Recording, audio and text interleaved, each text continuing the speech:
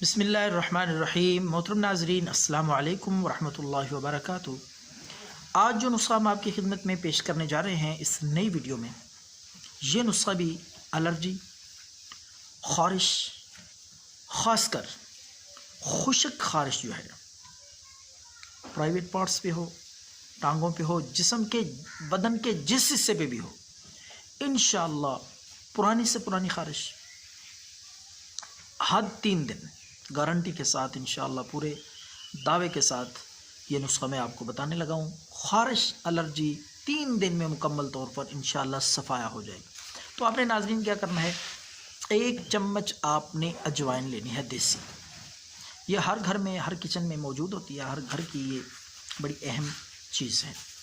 تو ناظرین 1 چمچ اس کو صاف کر لیں، اچھی طرح مل کے اس سے تنکے وغیرہ نکال دیں۔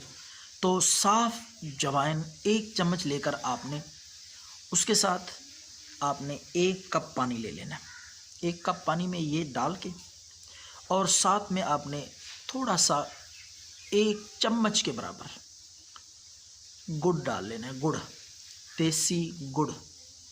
تو اس کو اچھی طرح ابالیں، جوائن والا وہ پانی ابال کے اچھی طرح اس کو آپ پن لیں پونی کے ساتھ۔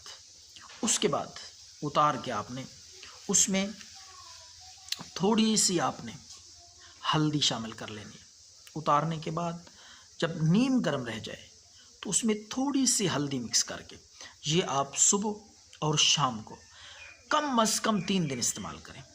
یہ قہوہ نما اجوائن اور گڑ اور ہلدی والا، انشاءاللہ اس سے آپ کا خون صاف ہوگا۔